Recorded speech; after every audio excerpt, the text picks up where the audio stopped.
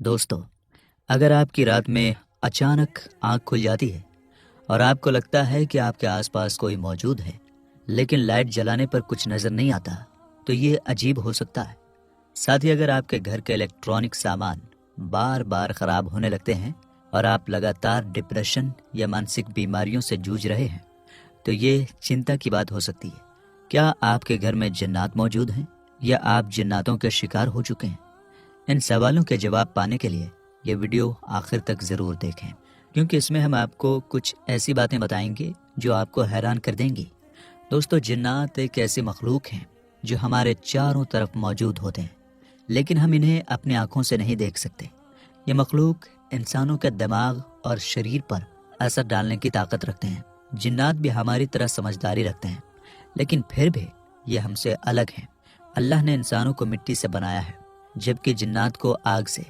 انہیں بھی اس دنیا میں پریکشا یعنی آزمائش کے لیے بھیجا گیا ہے۔ جنات ہم پر تبھی حاوی ہو سکتے ہیں جب ہم انہیں ایسا کرنے کا موقع دیتے ہیں۔ اگر ہم اللہ کا ذکر کرنا اور نماز پڑھنا چھوڑ دیتے ہیں تو جنات کو ہم پر حاوی ہونا آسان ہو جاتا ہے۔ جب انسان کمزور ہوتا ہے تو یہ شیطانی جنات اس موقع کا فائدہ اٹھا کر اس کے شریر میں داخل ہو سکتے ہیں۔ یہ مخلوق عام طور پر ہم سے چھپ کر رہتے ہیں اور اپنی اصلی شکل میں ہمارے سامنے نہیں آتے، حالانکہ کچھ طاقتور جنات ایسا کرنے کی طاقت رکھتے ہیں۔ دوستو، حدیث میں بتایا گیا ہے کہ شیطانی جنات انسانوں کے شریر میں داخل ہو کر خون کی طرح دوڑتے ہیں۔ یہ جنات نہ صرف ہمارے دماغ اور دل پر قبضہ کر سکتے ہیں، بلکہ ہمیں ایسی بیماریوں میں بھی ڈال سکتے ہیں جن کا کوئی علاج نہیں ہوتا۔ اگر کسی پر جنات حاوی ہو جائے تو اس سے چھٹکارا پانے کا سب سے اچھا طریقہ ہے اللہ کی طرف لوٹ آنا۔ نماز اور روزے کی پابندی کرنے سے جنات زیادہ سمے تک اس انسان کے ساتھ نہیں رہ پاتے، بلکہ جو انسان اللہ کی عبادت کرتا ہے اس سے جنات کو خود ہی گھٹن محسوس ہونے لگتی ہے اور وہ اسے چھوڑ کر چلے جاتے ہیں۔ اللہ کے ذکر سے ایک نور پیدا ہوتا ہے جس کی وجہ سے جنات چاہ کر بھی اس انسان کے اندر نہیں رہ سکتا۔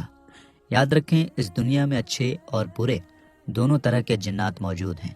جو برے جنات ہوتے ہیں ان کے لیے دوزخ میں سزا طے کی گئی ہے۔ جناتوں کی اپنی ایک الگ دنیا ہوتی ہے اور وہ عام طور پر وہیں رہنا پسند کرتے ہیں۔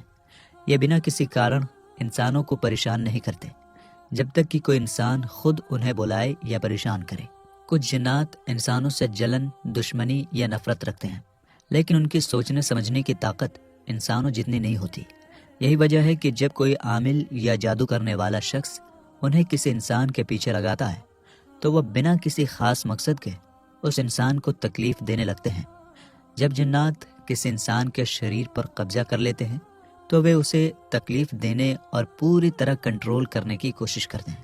اگر آپ کسی سنسان جگہ پر جاتے ہیں جہاں کوئی آتا جاتا نہیں تو جناتوں سے سامنا ہونے کی سمبھاونا بڑھ سکتی ہے۔ اگر ساودھانی نہ برتی جائے تو وہ آپ کو نقصان بھی پہنچا سکتے ہیں۔ جنات انسان کے شریر پر قبضہ کر کے اس کے دل میں غلط وچار یعنی وسوسہ ڈالتے ہیں اور اسے اللہ کا ناشکرہ بنا دیتے ہیں۔ اس سے انسان روحانی طور پر اتنا کمزور ہو جاتا ہے کہ کبھی کبھی خودکشی تک کی نوبت آ سکتی ہے۔ لیکن یاد رکھیں، جنات زبردستی کسی سے کچھ نہیں کروا سکتے جب تک کہ وہ انسان اللہ کا ذکر کرتا رہے۔ اکثر جناتوں سے جڑے معاملوں میں دیکھا گیا ہے کہ کوئی انسان بار بار بیمار محسوس کرتا ہے، لیکن میڈیکل ٹیسٹ میں سب کچھ نارمل آتا ہے۔ اس کے باوجود اس کی طبیعت لگاتار خراب ہوتی رہتی ہے، جس سے وہ ڈپریشن میں چلا جاتا ہے اور ضرورت سے زیادہ سوچنے یعنی اوور تھنکنگ لگتا ہے، جس سے اسے انگزائٹی ہو جاتی ہے۔ ایک اور خاص لکشن یہ ہے کہ انسان کی عادتیں اچانک بدلنے لگتی ہیں۔ جیسے کوئی شخص جو گھر پر اکیلا رہنا پسند کرتا تھا، وہ اچانک بنا سوچے سمجھے باہر ٹہلنے نکل جاتا ہے، بائک لے کر دور چلا جاتا ہے، لیکن اسے خود پتہ نہیں ہوتا کہ وہ کہاں جا رہا ہے۔ کچھ دیر بعد اسے بے چینی اور گھبراہٹ محسوس ہوتی ہے، پھر وہ واپس آ جاتا ہے۔ اس کے علاوہ اس کی روزانہ کی عادتیں بھی بدلنے لگتی ہیں۔ رات میں نیند نہیں آتی، لیکن دن میں سونے کا من کرتا ہے۔ وہ اپنے کاموں کو ٹالنے لگتا ہے، چڑچڑا ہو جاتا ہے، گھر والوں سے جھگڑنے لگتا ہے، خاص کر سو کر اٹھنے کے بعد اس کا موڈ بہت خراب ہو جاتا ہے اور غصہ آنے لگتا ہے۔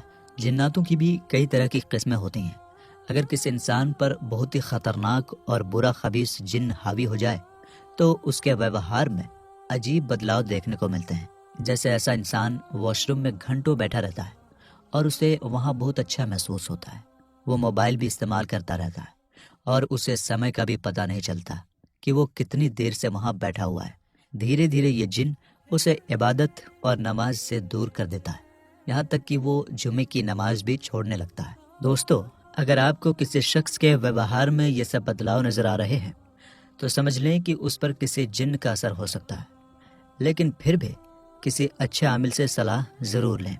اس کے علاوہ اگر کوئی انسان اچانک کوئی ایسی بھاشا بولنے لگے جسے وہ پہلے نہیں جانتا تھا، یا اس کی آواز میں بھاری پن آ جائے، یا پھر غصے کے دوران اس میں اچانک بہت زیادہ طاقت آ جائے، جیسے کہ جب اسے 5-6 لوگ پکڑ رہے ہوں لیکن پھر بھی وہ قابو میں نہیں آ رہا ہو، تو سمجھیے کہ اس پر شیطانی جن کا اثر ہو سکتا ہے۔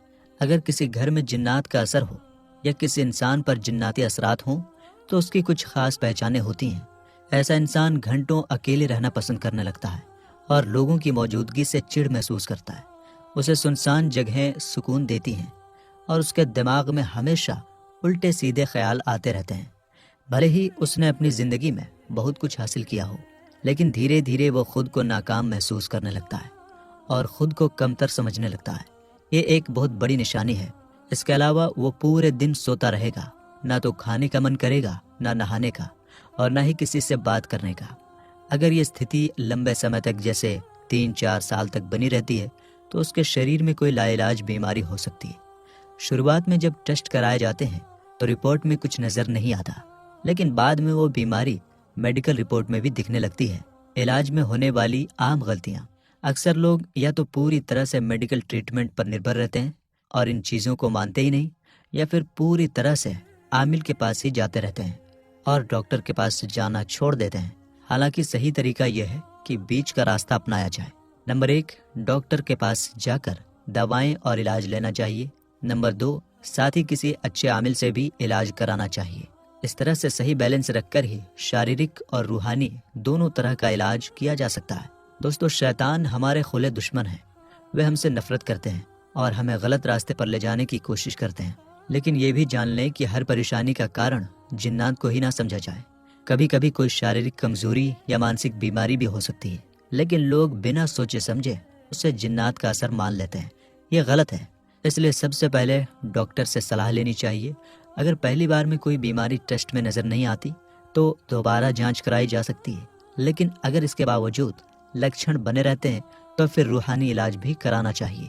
اگر جنات بہت لمبے سمے تک کسی انسان پر حاوی ہو جائیں تو پھر انہیں ہٹانا بہت مشکل ہو جاتا ہے۔ اگر جنات گھر میں ہوں تو کیسے پتہ چلے گا؟